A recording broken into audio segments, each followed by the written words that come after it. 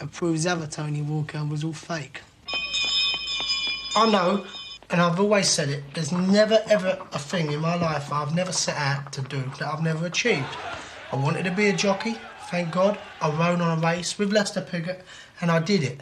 I wanted to be in the film game, I got in it, working with Steven Spielberg for 2 weeks on one of his films. I made it happen on my terms, and now I can say I helped him. And I'm more stronger in that respect. But you didn't pull it off. You didn't pull a jockey off. You haven't made it as an actor. You didn't pull off the pub. Well, it's better to be a has-been than never was, wasn't it? My ambitions are gone out the window now because I'm running a family. I'm playing a role now. That is my role in life, I feel. But in saying that, coming to the age of 35, I've done everything what I wanted to do.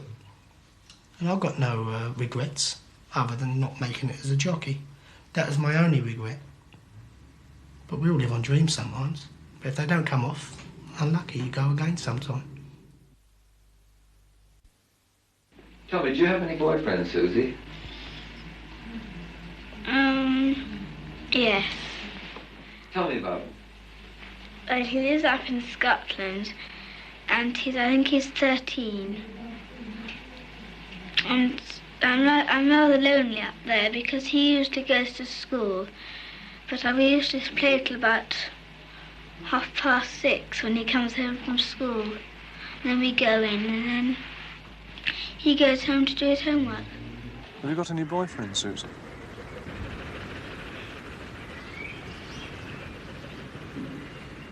What is your attitude towards marriage for yourself?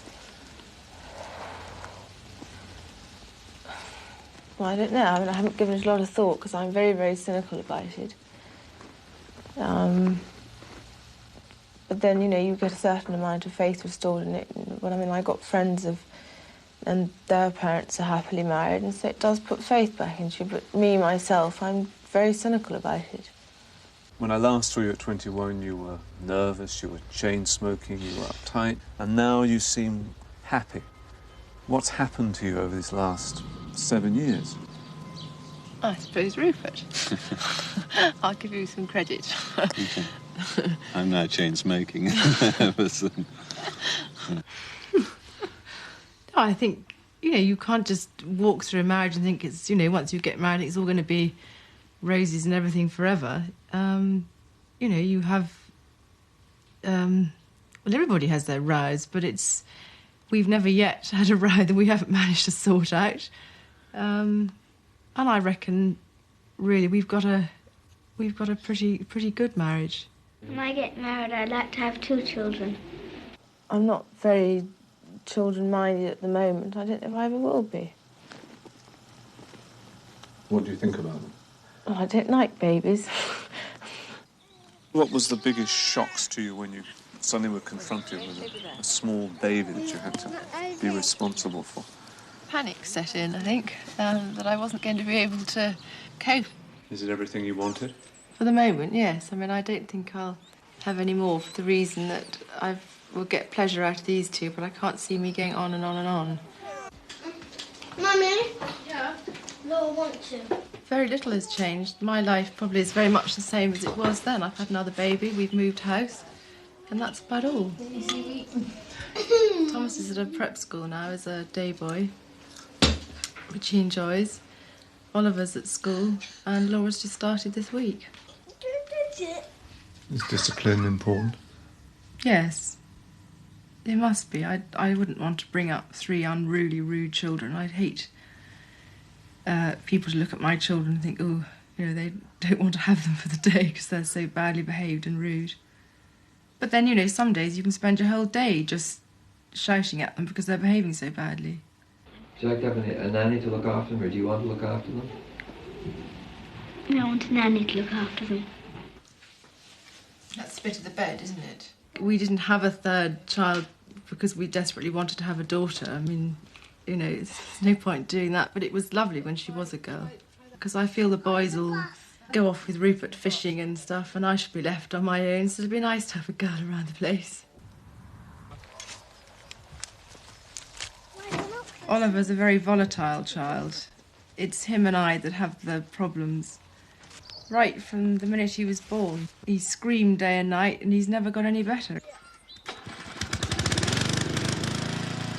He's got learning difficulties. Dyslexia may come into it, we don't know yet. I think he would benefit from being at a school where he can cope better. As a teenager, Susie spent her holidays on her father's estate in Scotland.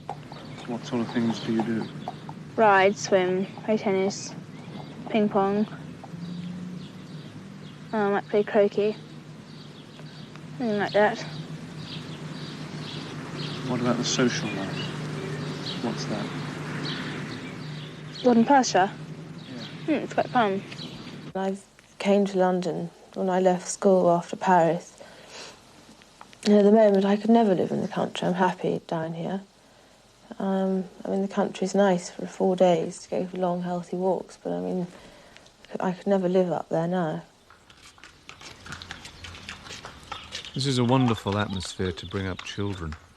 Do you think in some way it might be too secluded and safe for them? It could be. That's something that slightly frightens me, that it's a very costed life they have here, and they've got to hit the world at some point. I just hope that I can help them cope with it. It is the most carefree time of your life. I'm not saying for all children. Well, I mean, obviously any child going through their parents splitting up age 14 or at a very vulnerable age, and it does cut you up, but, you know, you get over it. It's not, I mean, there was no point in them staying together for me, because it was worse. I mean, the rows and it's worse. And if two people can't live together, there's no point in making yourself. I hope by Rupert and I giving them a close family unit, that they'll keep their heads and won't feel that they're slightly lost like I did.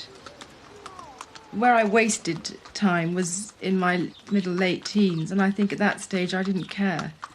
I just let those years go, really. I drifted. And it's too late now to look back. When I leave this school, I'm down for Heathfield and Southaven Manor. And then maybe I may want to go to a university, but I don't know which one yet. I like to do maybe short-hand typing or something like that. I left school when I was 16, went to Paris, went to secretarial college and got a job. What made you decide to leave school and go to Paris? I just wasn't interested in school and just wanted to get away. I was a partner in quite a big law firm, and I resigned from that and set up my own company. I tend to specialise in refurbishing old buildings and converting them into offices. Well, if Rupert's still got his property company in this present economic climate, I'd like to get more involved with that. It was a very difficult time when Rupert was deciding to leave. He's got a lot of responsibilities with all of us, and it's not easy just starting off on your own. Do you ever worry that the roof might fall in and you'll be out of this and whatever? Yes, I mean, it crosses my mind, and this last year it's quite, you know, it's crossed my mind quite hard that we might, you know, we could lose this if things don't pick up. When she was 28, Susie's father had just died. It's very hard to describe to somebody how you just take the loss. It is terribly hard, and even now I still can't believe my father's not here. It's still sinking in, I think. The death of one of your close family is probably something you don't ever get over, and it's a different kind of problem than anything else. Tell me about your mum. She was diagnosed before Christmas as having lung cancer. But she's strong, she's tough, and hopefully she'll pull her way out of it. She's just had a horrendous operation. She's still in hospital now, in a lot of pain. You see someone in pain like that, it's, especially someone that you love and care for, it's very hard.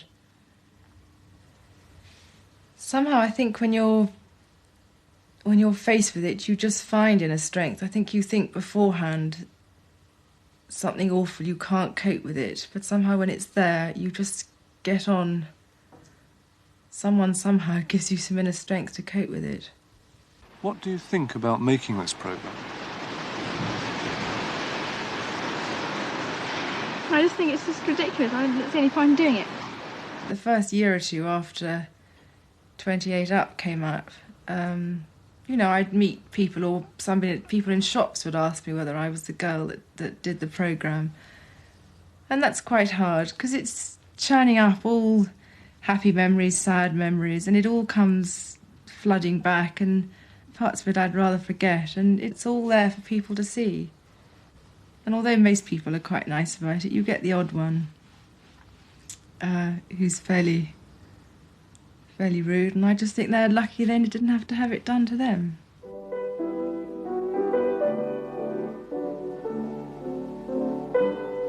I've had a very privileged life compared to some people. I've never really had to struggle to make my way, but I don't think I've taken for granted what I've had either. This may sound very arrogant, but you can't... If I let it worry me, I mean, I'd worry myself to death. I can't change what I was born into.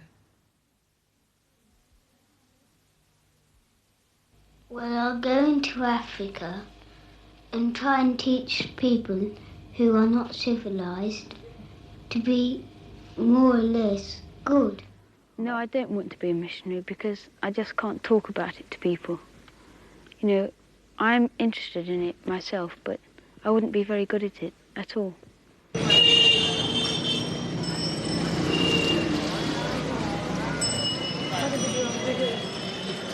So is this your missionary dream come true?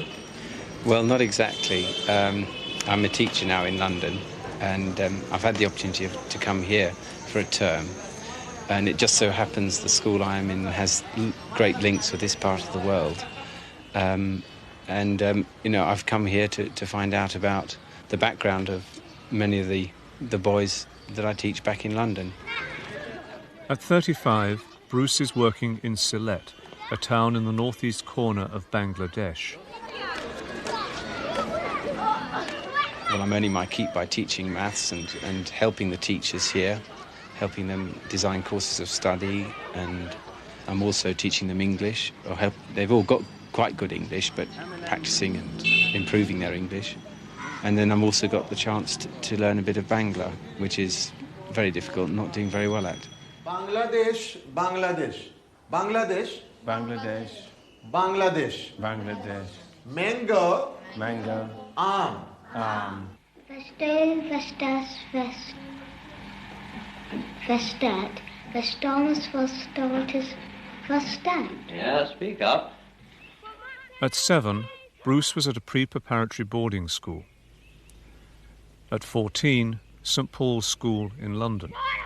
They don't sort of enforce being upper class and things like that at St Paul's. You know, they suggest that you don't have long hair, and they do get it cut they teach you to be reasonably well-mannered, but not to sniff on the poorer people. At 21, he was in his last year at Oxford, reading maths. Last coefficient, and by Eisenstein, you can show that this is irreducible. Then you do a transformation on this polynomial x equal to t plus 2. Good, that's a nice way of doing it, particularly using Eisenstein down here. His test is very powerful. Yes. I won't carry on with mathematics. I don't think I'll be a teacher. Chris, will I be? Yes, sir. At 28, he was teaching immigrant children in East London. And to here, to 25. Right, so if you think it costs you 25... Now you're not It's so different from your own education where you're teaching now. Why? General education is better for society, I think. Public schools are divisive. That's with no statement about my education. My education was academically excellent, and I was very grateful for it. Do you understand the game? I think there is a class society, and I think public schools may help its continuance. And At 35, in Sylhet, he is teaching the older students. What does that become? I see education as a key to it all. Good. You know, I mean, I think once your population becomes educated, it can think for itself a lot more and create wealth and create opportunities. X, good. Okay? Because you've got to get next squared, okay? No, when we come to the village, we're definitely going to go swimming. What do you like about Sylhet? I think so, yeah. Well, I think mainly the people and their hospitality. A couple of weeks ago, I went on a visit to a family with a teacher from this school. They lived in a one-room flat, but we were immediately invited in, and we sat round having food with them, and that's what hospitality means. If I was back in England and I turned up, say, to friends an hour before lunch with 3 people they'd never met, they'd say, well, let's go down the pub or something. I didn't agree with the Conservatives about what they were doing with the black people, you know, racial policy.